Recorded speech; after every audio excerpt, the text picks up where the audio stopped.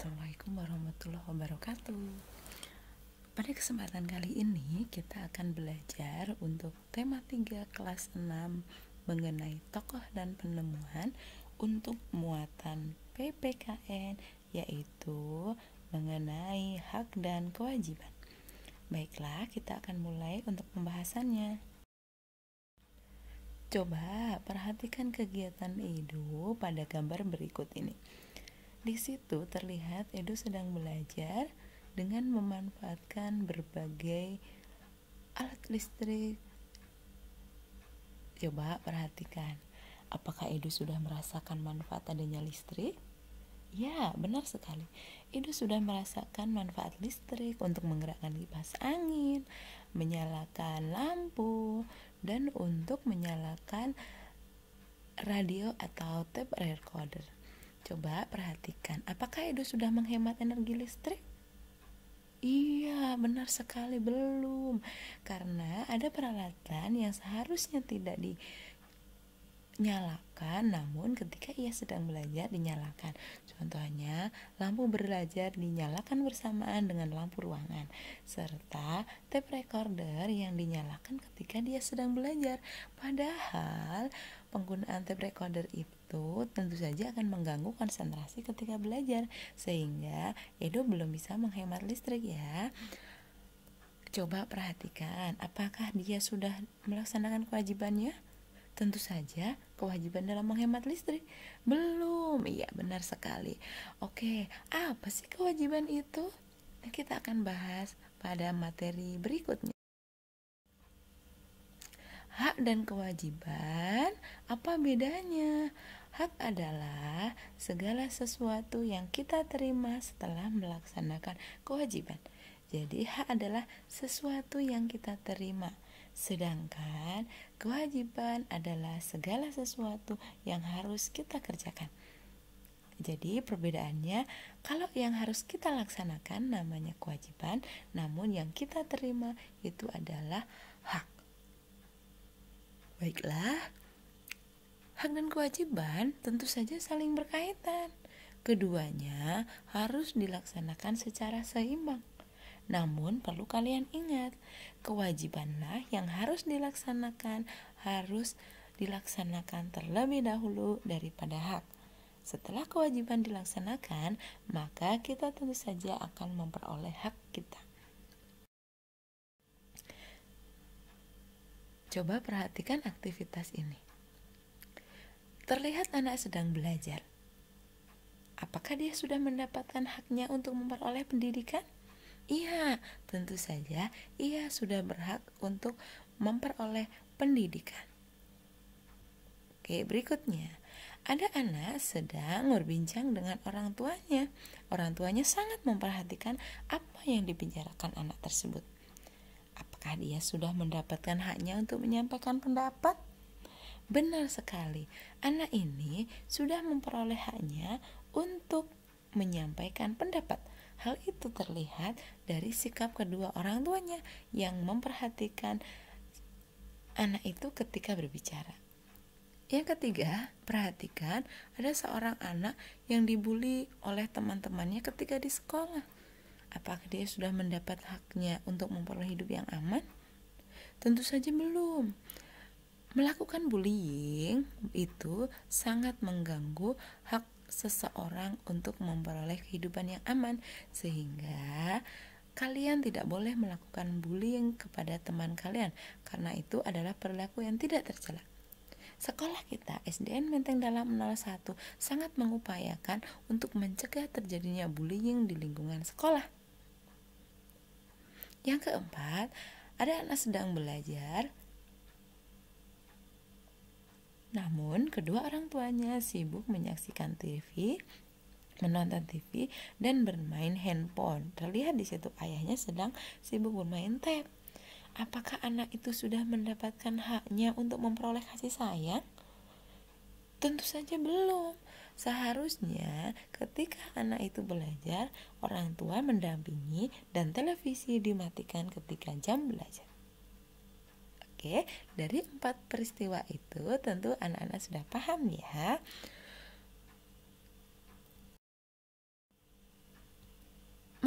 Kenapa hak dan kewajiban setiap orang itu berbeda? Perbedaan itu karena perbedaan kedudukan atau jabatan seseorang. Oke, baiklah, kita lihat hak dan kewajiban di lingkungan berikut ini karena perbedaan kedudukan atau jabatan. Jadi, antara anak dengan orang tua di rumah memiliki kedudukan yang berbeda. Tentu hak dan kewajibannya pun nanti juga akan berbeda. Seorang siswa dengan seorang guru ketika di sekolah memiliki kedudukan yang berbeda, sehingga hak dan kewajibannya pun berbeda. Oke, kita akan bahas mengenai hak dan kewajiban di rumah. Di rumah itu ada anak, ada orang tua.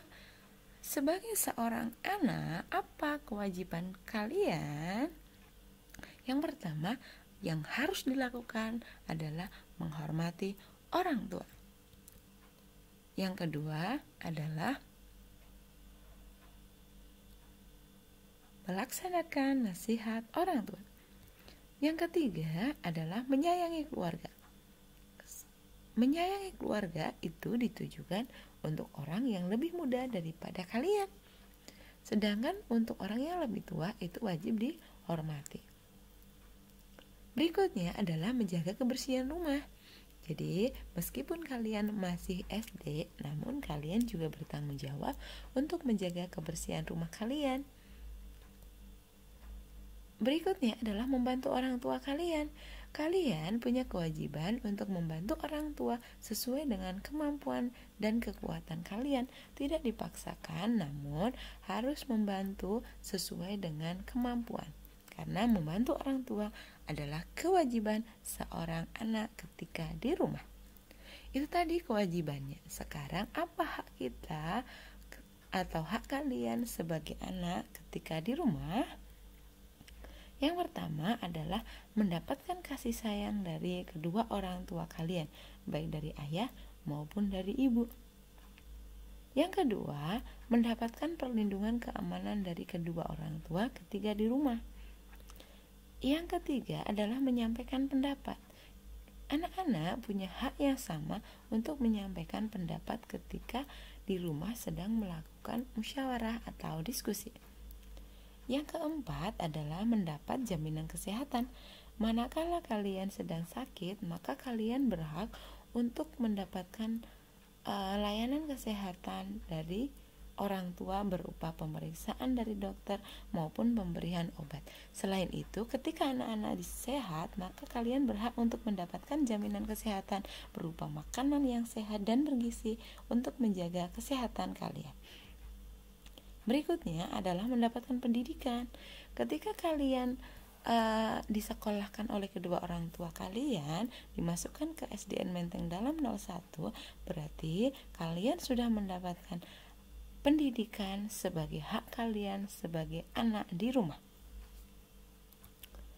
Terakhir, mendapatkan nasihat dari orang tua.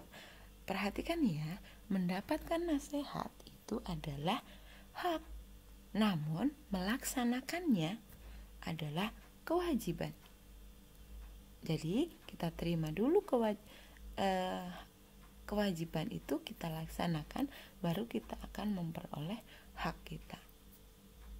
Manakala kita menghormati orang tua, maka orang tua akan memberikan kasih sayang kepada anak dengan tulus, dengan ikhlas, dan memberikan nasihat yang baik untuk pertumbuhan dan perkembangan anak-anak sesuai dengan kebutuhannya. Itu tadi hak dan kewajiban sebagai anak. Bagaimana hak dan kewajiban sebagai orang tua? Kewajiban orang tua yaitu 1, mendidik anak-anaknya. Mendidik mengarahkan ke hal-hal yang baik, ke hal-hal yang berguna untuk pertumbuhan dan perkembangan anak. Yang kedua adalah mencari nafkah. Orang tua berkewajiban untuk mencari nafkah agar kebutuhan anak tercukupi dan kehidupan anak itu layak. Yang ketiga, memberikan jaminan keamanan dan keselamatan pada anak. Dalam hal ini adalah melindungi anak-anak ketika di rumah. Berikutnya adalah menasihati anak. Orang tua berhak untuk menasihati anaknya agar anak ini menjadi anak yang bermoral, anak yang punya jiwa sosial, serta anak yang taat akan hukum agama, hukum masyarakat, maupun hukum negara. Sedangkan hak orang tua adalah dihormati anak-anaknya. Menghormati orang tua itu kewajiban anak, sedangkan dihormati anak itu adalah hak orang tua. Bisa dipahami ya? Oke, kita lanjutkan. Disayangi oleh anak-anaknya adalah bagian dari hak orang tua. Berikutnya adalah merasakan keluarga yang harmonis atau menikmati suasana keluarga yang harmonis dan bahagia. Berikutnya adalah ketika ia sedang sibuk, maka ia berhak untuk dibantu oleh anak-anaknya. Oke, itu tadi hak dan kewajiban di rumah sebagai anak dan sebagai orang tua. Di situ sangat terlihat jelas ya perbedaan kewajiban maupun hak anak dan orang tua, karena anak dan orang tua memiliki kedudukan yang berbeda di lingkungan rumah. Kita lanjutkan untuk hak dan kewajiban di sekolah. Di sekolah ada siswa, ada guru. Kita lihat perbedaan hak dan kewajiban keduanya. Kita mulai untuk kewajiban seorang siswa. Yang pertama adalah menghormati guru. Guru adalah orang tua siswa ketika di sekolah. Kalau di rumah, orang tuanya adalah mama dan papa atau ayah dan ibu kalian. Yang kedua, melaksanakan nasihat guru. Yang ketiga adalah menyayangi teman tanpa membedakan asal-usul, agama, maupun kebudayaan teman kalian. Untuk itu, tidak diperbolehkan untuk bullying maupun pemerasan ketika di sekolah. Berikutnya adalah menjaga kebersihan sekolah agar sekolah kalian tetap bersih sehingga lingkungannya pun akan nyaman. Berikutnya adalah menaati tata tertib. Menaati tata tertib adalah sebagian dari pembiasaan sikap kemandirian. Berikutnya adalah belajar di sekolah dengan giat dan dengan tekun, serta jujur dalam mengerjakan segala tugas dari guru, maupun jujur ketika bergaul dengan teman-teman di lingkungan sekolah. Itu tadi kewajiban siswa di sekolah. Bagaimana haknya? Yang pertama, setiap siswa berhak untuk mendapatkan kasih sayang dan perhatian dari guru, sehingga nanti guru punya kewajiban untuk adil kepada setiap siswanya, sehingga tidak ada istilah pilih kasih kepada siswa. Hak siswa berikutnya adalah mendapatkan nilai. Mendapatkan nilai ini akan diperoleh setelah siswa melaksanakan kewajiban berupa mengerjakan tugas dari guru secara jujur. Berikutnya adalah menyampaikan pendapat. Berikutnya adalah mendapatkan nasihat dari guru. Berikutnya adalah kewajiban seorang guru. Oke, tadi kita masih beberapa hak siswa, yaitu menikmati lingkungan sekolah yang nyaman setelah siswa melaksanakan kewajibannya menjaga kebersihan sekolah. Siswa mendapatkan hak fasilitas belajar yang memadai dari sekolah. Berikutnya adalah kewajiban guru. Yang pertama adalah mengajar dan mendidik. Yang kedua, menyediakan fasilitas belajar untuk siswa, karena guru juga berfungsi berkedudukan sebagai fasilitator dalam pembelajaran. Berikutnya adalah memberikan jaminan keamanan dan keselamatan kepada siswa, yaitu memastikan setiap siswa aman di sekolah tanpa bullying dan tindak kejahatan lainnya. Berikutnya adalah menasihati siswa, serta membimbing siswa secara adil, memberikan rapot dan nilai kepada siswa pada waktu yang sudah ditentukan. Berikutnya adalah hak guru. Yang pertama adalah dihormati dan dihargai oleh siswa. Yang kedua adalah disayangi siswa. Berikutnya adalah mendapatkan gaji yang layak dari penyelenggara pendidikan ataupun pemerintah.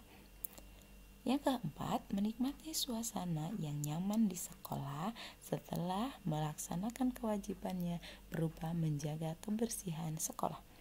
Terakhir adalah manakala ia sibuk, ia berhak untuk dibantu oleh siswa-siswanya. Itu tadi hak dan kewajiban siswa dan guru ketika di sekolah. Berikutnya adalah hak dan kewajiban di masyarakat. Ada anak-anak, ada juga orang dewasa. Hak dan kewajiban anak-anak yaitu sebagai berikut. Kewajiban anak yaitu 1. Menghormati orang yang lebih tua.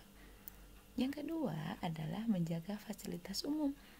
Menjaga di sini tidak boleh merusak, namun harus bisa menjaga kelestariannya.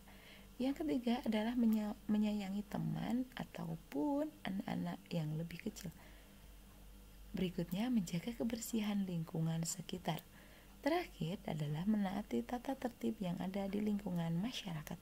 Setiap masyarakat atau setiap lingkungan punya tata tertib yang berbeda, sehingga harus mampu menyesuaikan diri. Hak anak ketika di masyarakat yang pertama adalah mendapatkan kasih sayang dan perhatian dari orang-orang yang lebih tua. Yang kedua adalah menyampaikan pendapat. Yang ketiga, menikmati lingkungan yang nyaman setelah ia melaksanakan kewajiban untuk menjaga lingkungan.